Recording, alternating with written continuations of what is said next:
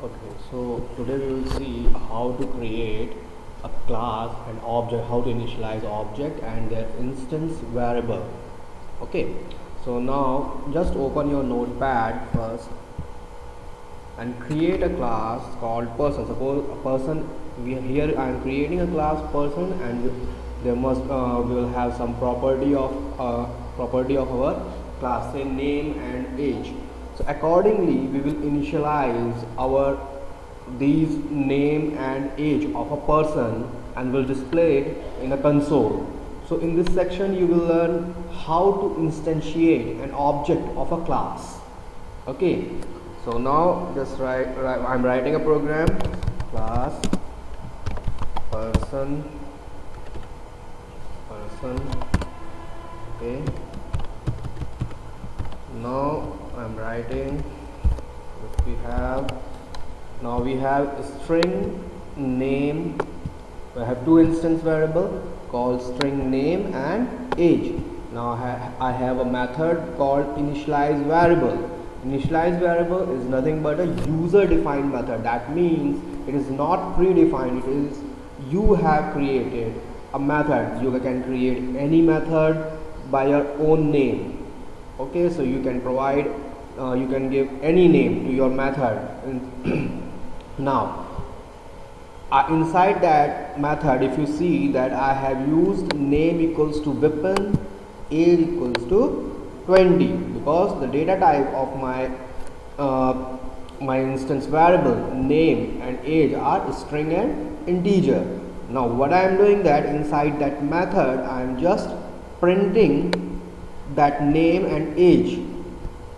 Okay, now we have public static void main method. That we have in this example we have two methods. One is initialize variable and another one is main method. Main method is a predefined method, okay, and initialize variable is a user defined method. So now the main objective of this program is to ensure that how you will create an object of a class, how you will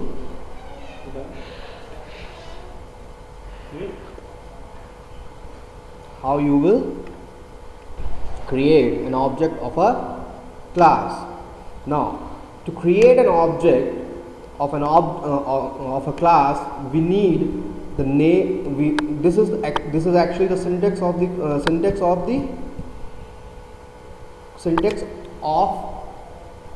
we can say that this is the way we can create an object of a class. Now what I have done, person obj equals to new person. Now new, while I'm saying that new is the actually creating an object of a class person with the help of using person constructor. This is nothing but a no argument constructor. There are a lot of concepts are there with respect to constructor that we will learn in later section.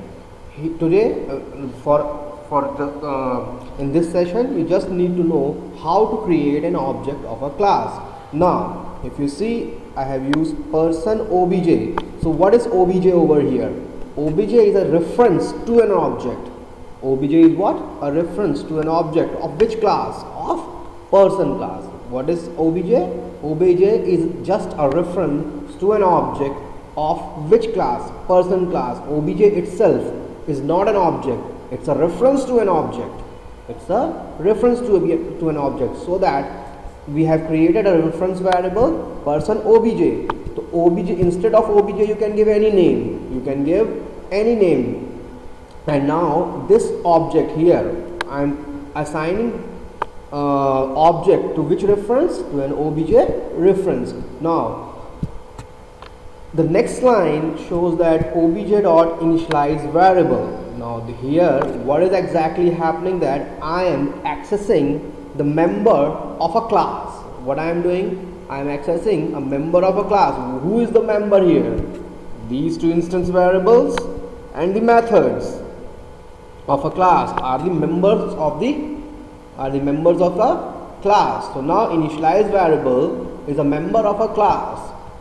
Okay, so now I can in this I can sorry.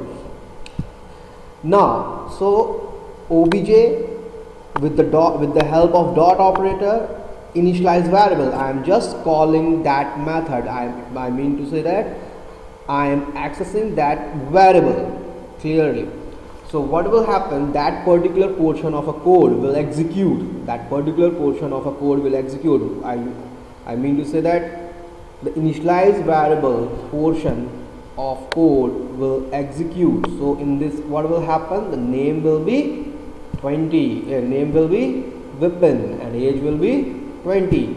Now inside that, this code will be my name is name and age. In a similar way, you can access name and age by the help of obj dot name equals to some.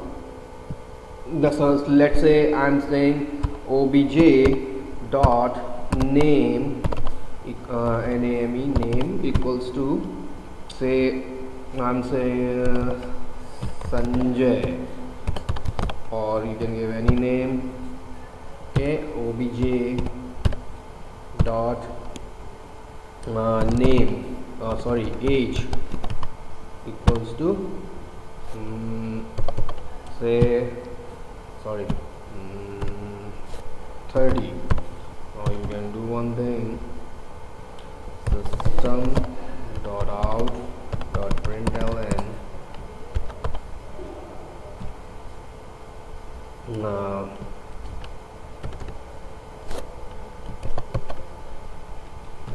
the value of name and age is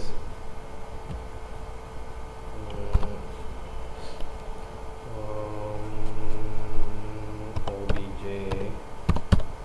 dot name plus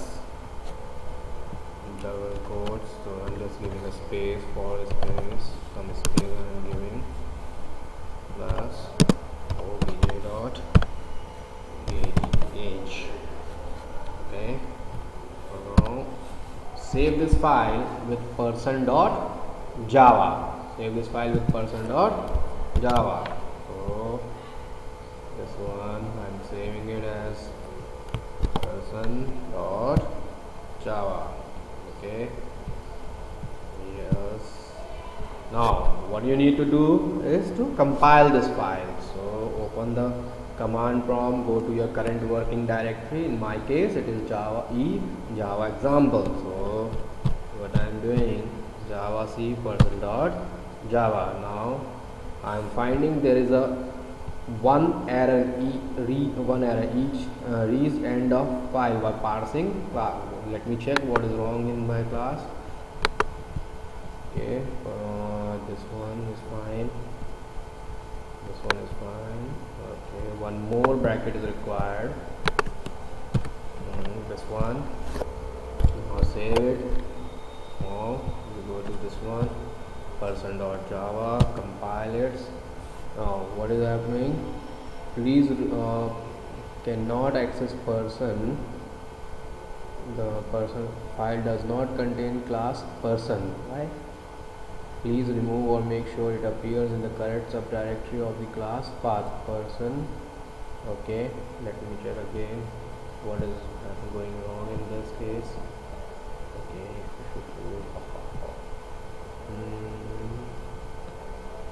class person, opening of as far as my concern it is correct, seems correct public.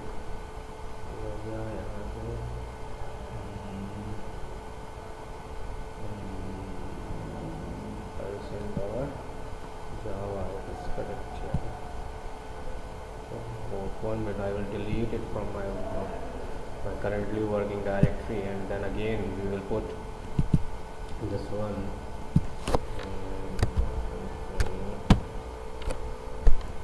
Now again we will save this file.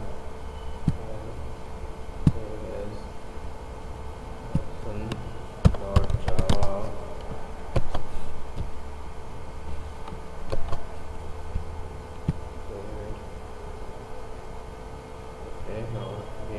compile it. Okay, here it is showing the same error.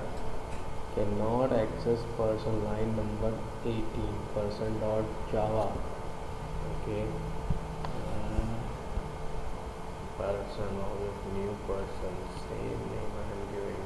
Okay, the name of the person is wrong here. My name was wrong. Again, my name was wrong.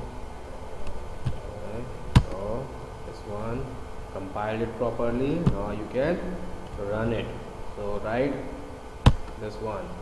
So now you are able to see initially what it is showing, that my name and age is Vipin and age is 20.